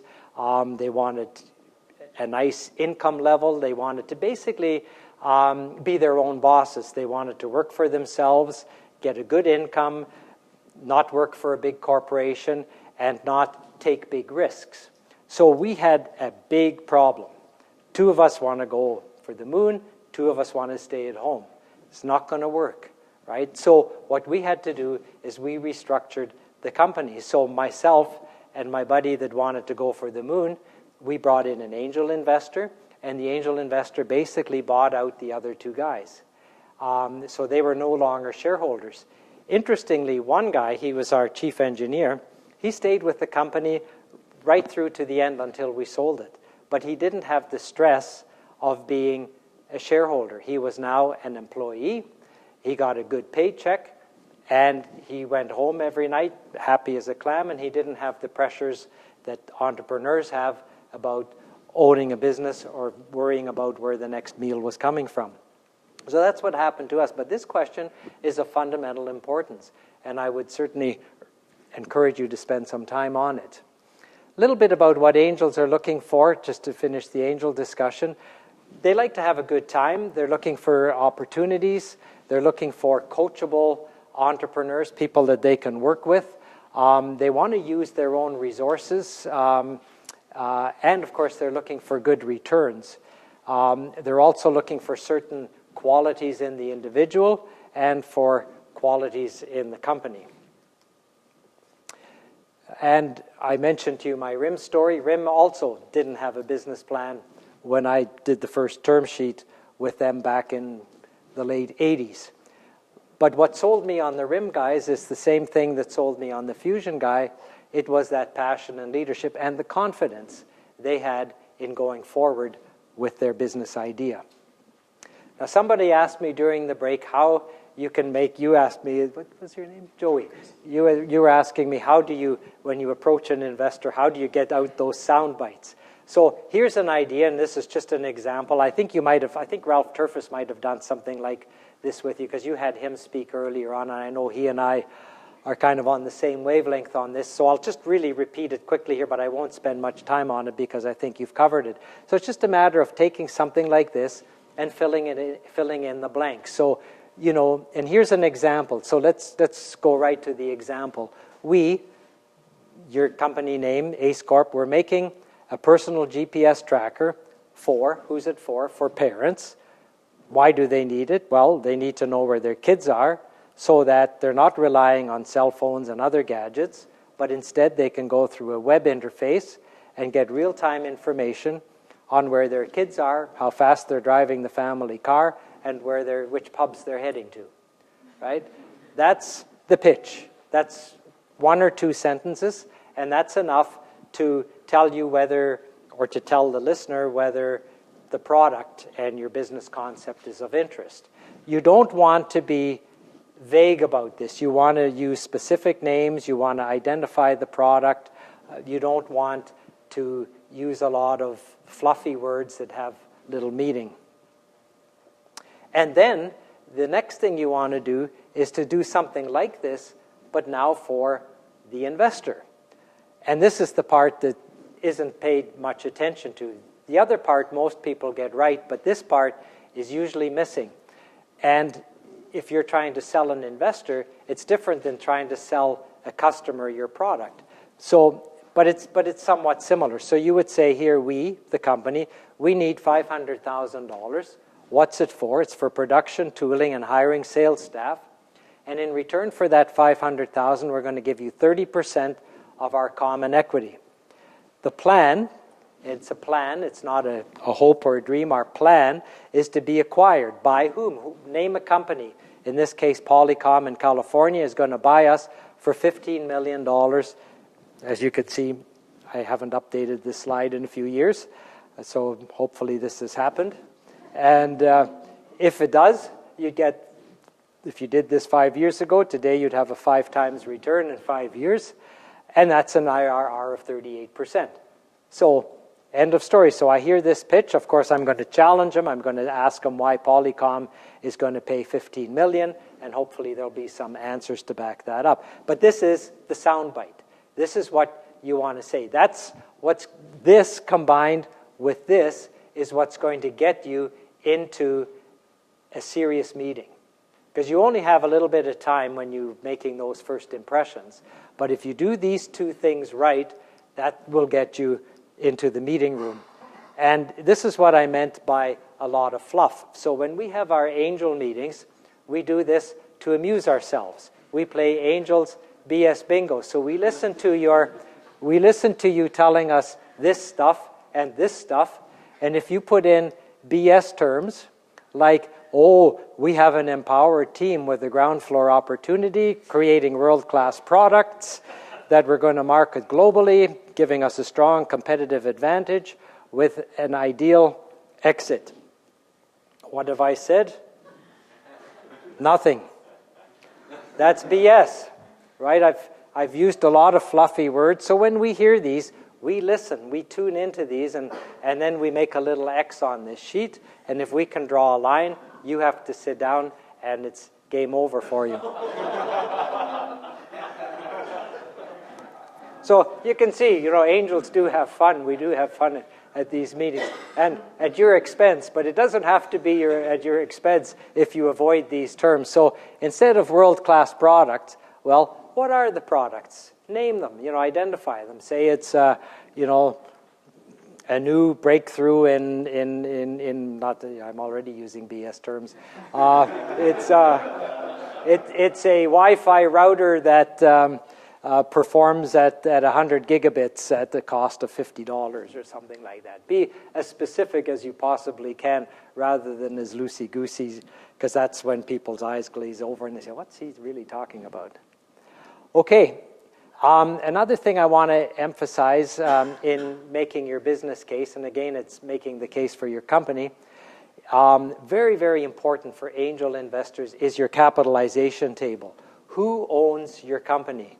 This is you guys at the beginning, your founders, management. You own it 100%, but you're going to be bringing in other people on.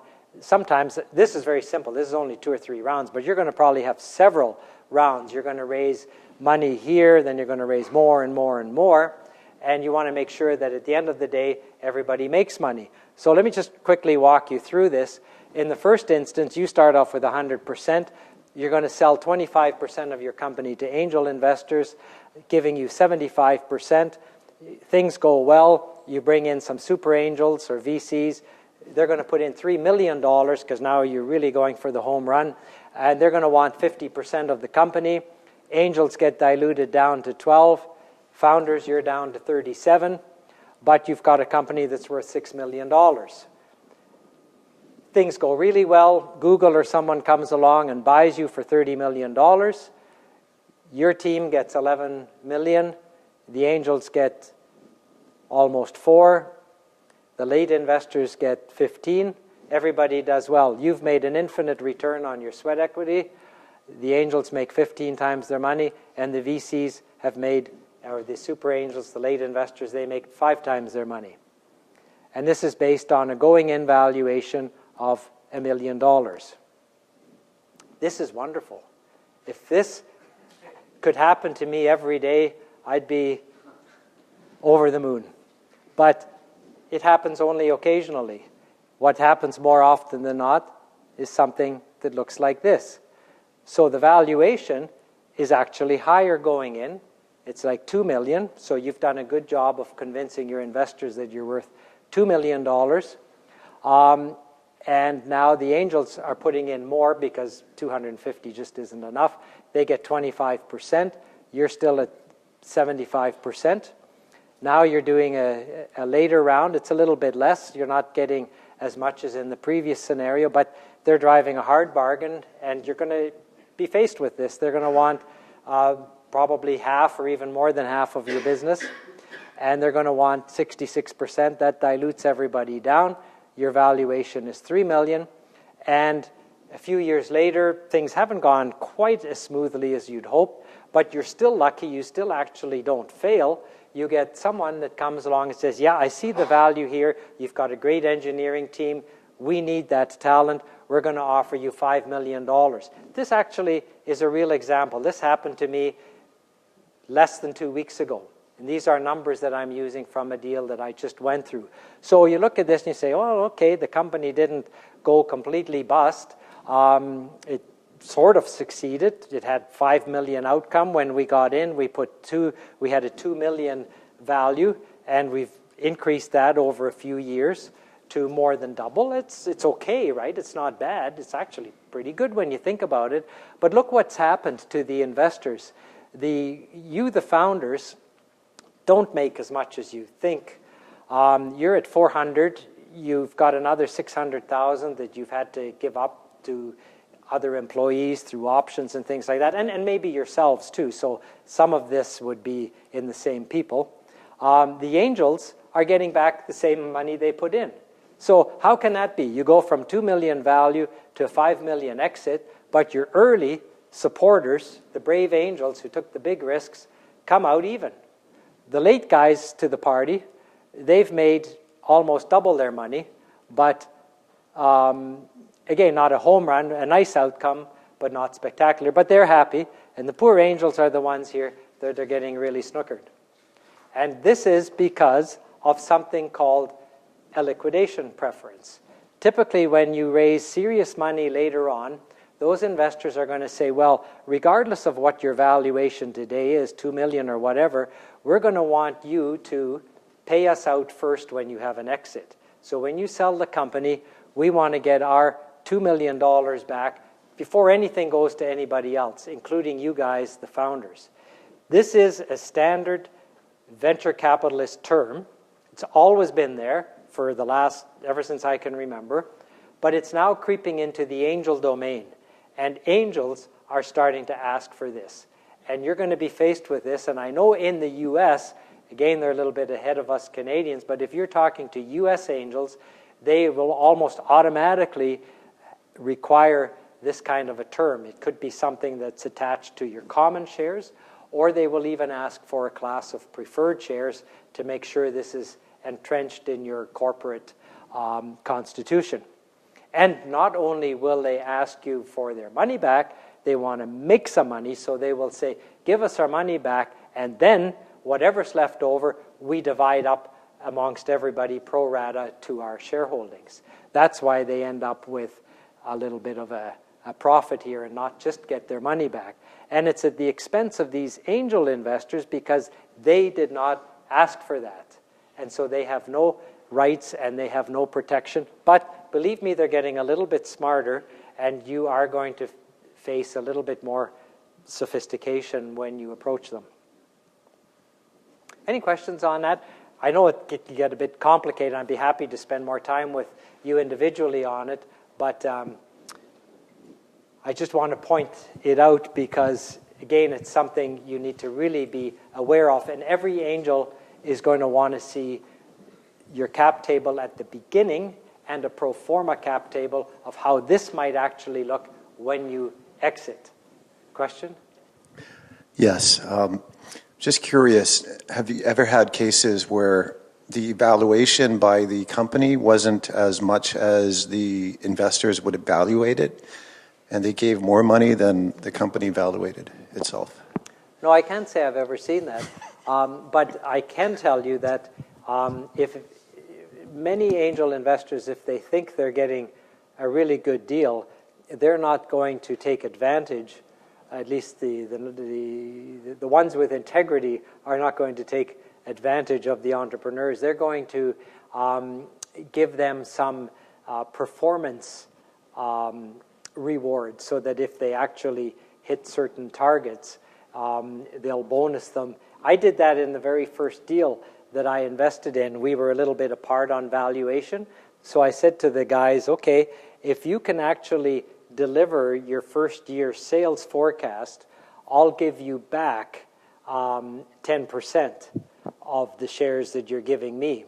So it's instead of punishing them for not performing them, I was rewarding them for actually performing. And so I got a good deal going in, and I got a good deal after a year because they delivered. Because you see, in this business, what it comes down to is you're making a kind of a promise. It's not a solid promise, but you're saying to investors, here's what we're going to do.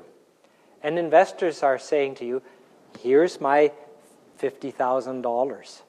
What's the $50,000 worth? It's worth $50,000. What's your projection worth? Well, if you can guarantee it, then yes, but you can't guarantee it, right? So what you're doing is you're bartering something that's happening in the future for something that's happening in the present. But you can kind of mitigate it through a mechanism where you then, after the performance is achieved, you can make some adjustments. Okay, now you, I believe, have all submitted your round 2 proposals. Those were due just last week. And so now you've all done this. So normally I give this talk a little bit earlier in the program, and I spend a lot of time going through what you should be talking about to ensure that you're going to make it to the next stage. So I'm going to go a little bit quickly through this because we're almost out of time, but I want to cover a few of the points that I think will help you now in going on for those of you who go on to the next round. I guess, is that the final round? That's when we go down to 30? To 40, and then we go to 25. So that happens May 27th. Okay, so now we've got about 122, is it? 122 companies. Yep. And we haven't announced the 40 yet, right? Not yet. Okay, so soon. When is that, by the way? May 27th. Okay, so before the end of the month, we're going to go down to 40 companies, and then those 40 companies are going to have to embellish this, and so we'll just talk for a few minutes about that. So the difference between the round 2 and the round 3 submissions is you basically provide everything you did in round 2, but in round 3 you're adding more to it. Of course, you're adding to all of these things, but in particular, these are the areas where you're going to be concentrating a little bit more in this next round. So you're going to pay a little bit more attention to the team that you've pulled together. You're going to spend a lot more time on the market and the need for your product. Very important, you're going to spend some time on competition. And even if there's no competition, you've got to make some up. You've got to have competition. And then you want to do your financial projections out, ideally 5 years, but even 18 to 36 months is pretty good. So product, I think we can skip over that because you've all been through that. I hope you've been able to state in a very articulate sort of way, what is it that you're actually making? Is it a product or a service? Be careful here not to dwell too much on the technology. Don't talk about what's in the product. Talk about what the product does rather than what makes it work internally. And very importantly, how is it going to make money? I.e., what kind of margins can you get out of it? Let's face it, if you sell a product cheaply enough, you'll sell everything you make. But of course, that may not happen at an appropriate profit level. Then the IP. Now, some investors and some judges put a lot of emphasis on this. One of my favorite investments is in, I still call it a tech company, but it's a local company that makes a vegan cheese. And this cheese is now being sold all over North America in supermarkets everywhere, and it's non-soy, it's non-dairy, it's got no cholesterol, it's a great product, and it's all based on the secret ingredient, and I can tell you because it's on their label, it's tapioca based. But their IP is their secret recipe. Now, telling you it's tapioca isn't enough. It's all the other stuff that goes into the tapioca that makes the product actually taste really good. And when you have it on pizzas or grilled cheese sandwiches, it tastes like the real thing. So this thing has really taken off, and they've done it because they've kept it a trade secret, just like Coca-Cola. Of course, if they tried to get a patent, they could try that, but then everybody could easily copy it. And their strategy was to go with a trade secret, and that is working very well for them. But you have to discuss that, and there's no strong preference to investors or judges. It all ties into your business case and how you can justify picking the right IP approach and strategy. Then tech development, this is really a minor point, and I wouldn't spend too much time on this, but it is important in that if you still have a long time before your product's going to be deliverable, that's a bit of a red flag because it's tough to invest in something that's going to take years to get to the marketplace. So it's just something to think about, and anything you can do to shorten the time frame to get your product to market will work in your favor. The fourth question, business plan status. Again, we're not asking you to have a complete business plan, but for your own sanity, you should be thinking about some business plan details, like how many people am I going to have to hire, where's my office going to be located, what are all of the things that need to be done, and who's going to do those things. All too often, entrepreneurs leave big gaps here. They don't know what they don't know, and that in itself is a bit of a problem. The market. This is the most important thing, and I've underlined it for that reason, and this is where you should spend the most of your time in going to the next round. You've probably already talked about some of these things in making your round 2 submissions, but you've now got to expand on that and provide a lot more convincing evidence, if you will, behind your opportunity and your product. And it comes down to, who's going to, again, basics, who's going to buy it, why are they going to buy it, how many can you sell. It's important to understand this concept of your total available market. I want to warn you, if you're selling something into like if you're that cheese company and you're selling something to grocery stores, your market is not the food products market, which is a multi-billion-dollar industry. Your market is specialty vegan cheeses, and you might even narrow that down more succinctly.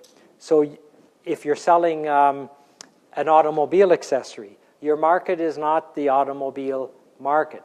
It's the market for that specific thing that you're making, and that's what we refer to as the total available market.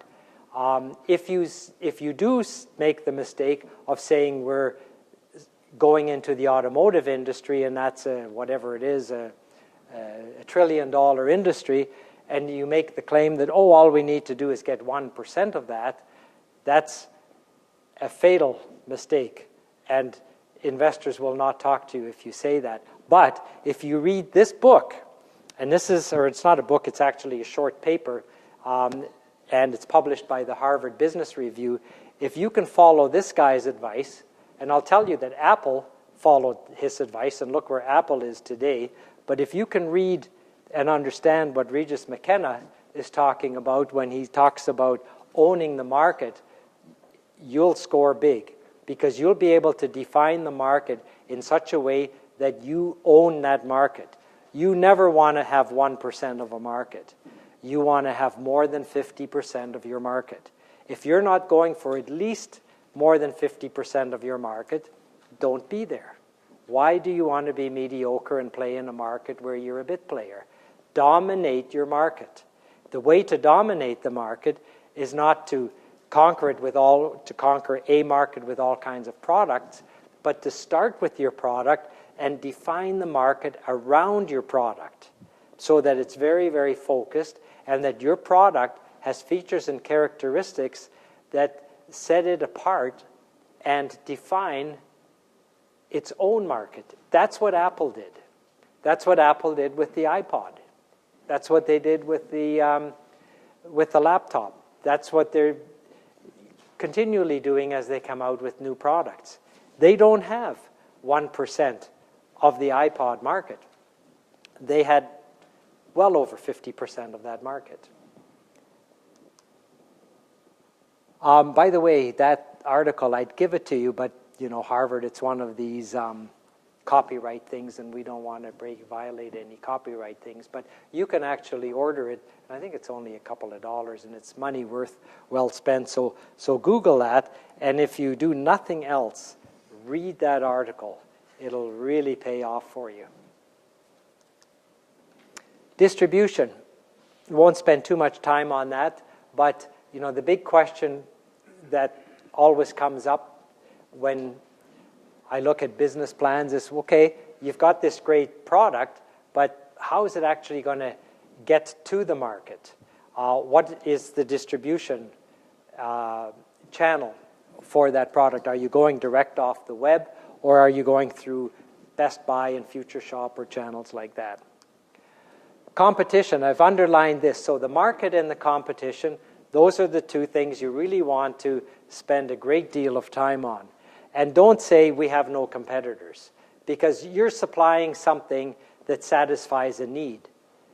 those people whose need you're satisfying are doing something today to address that problem. All you're doing is something that you think is 10 times or 100 times better. But you've got to identify what it is that's being done presently that you're displacing or disrupting or competing against. It may not be an existing company, but there is competition. And another thing, you can imagine competition. And I can tell you that for most of you, there will be someone right now in Poughkeepsie, Illinois, or in Boca Raton, or some crazy place that's doing exactly the same thing. Surprise. But you just haven't heard about them. But they're out there, right? If you've got a great idea, there probably is somebody that's working on the same thing. So imagine it, and then figure out how you're going to compete against that imaginary competitor. What makes you unique? What are substitutes? What are the differentiators? And very importantly, what is going to keep somebody else from eating your lunch and competing with you? Question 8, the team. The important thing here is to identify the missing parts. What's still needed? You don't have to have a perfect team, but if you think that having a good accountant is important, identify that and put it in your plan. Identify it as something that's got to be dealt with. I would also encourage you at this point to think about a board of directors. Many small companies, especially startups, don't think about a board of directors. I will not invest in any company unless there is what I call an independent board of directors, because it's the job of those directors to provide stewardship and oversight to the company. And I think that's good for you, and I think it's good for me. Question? Yeah, board of directors versus... Sorry, board of directors versus board of advisors. Like I think we have a decent board of advisors right now, not quite there on directors. So advisors are great, pile them on, the more the merrier, no problem. But directors have a liability because they are the ones that get sued if things go wrong. Right? When you start a company, it's not the shareholders that get sued if something goes wrong. It's the company, and who's in charge of the company? It's the directors, because they are the governors and the stewards of that company. So when someone becomes a director of your company, they take on a personal liability. For that reason, they're good to have as a director, because they're going to make sure that the company doesn't get into trouble, right? Now, that also means it's difficult to get them, but not that hard, not impossible for private companies. And I think if you want to take away anything of value tonight, think seriously about putting a board of directors in, because they'll help you achieve your goals, and if you have trouble, they'll either get you help or they might replace you. And that might be okay too, because if you've got a big shareholding position in your company, maybe the best thing that can happen to you is for you to get fired and just collect on your shares when the company's sold.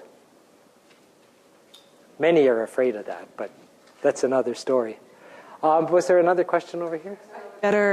We better keep going because we're over. We're almost done. We're almost at 10. Financial, I've also underlined this.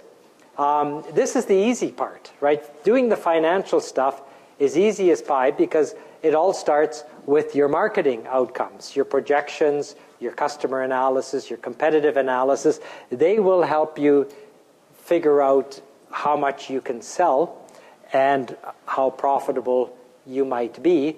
And it's that profit picture, in addition to the passion and leadership, again, that gets investors really excited. Okay, quick summary. In terms of getting funded, there's lots of reasons. Mostly it comes down to you. Investors are going to like you. You're credible. You're realistic. You know what you don't know. You've got directors. You've got experts. You've put a team together, and away you go. But mainly, you'll get funded because they like you. It's a courtship, right? It's a marriage. Think of getting your team together and getting investors involved and directors and advisors, it's a marriage. And you want to make sure that you court each other before you tie the knot, because you want this to be a good outcome. It's probably my wife wondering where I am. Excuse me 1 second. I've got to turn it off. So a few final tips. Again, don't make that 1% of market claim. That's a bad thing to do. Don't tell investors what you think they are looking for. Tell them what you want to do and get them to buy in. Not too much angel BS bingo, because you may have to sit down. And most importantly, just convey that emotion, that passion, that leadership, and get that across. And put that right into those little sound bites that we were talking about earlier. And finally, never ever procrastinate. That's the one last point I want to leave with you, because when you think about it, the only thing you guys have to worry about is that competitor in Poughkeepsie, Illinois. That's the only person you have to worry about. Because if no one's competing against you, you have all the time in the world.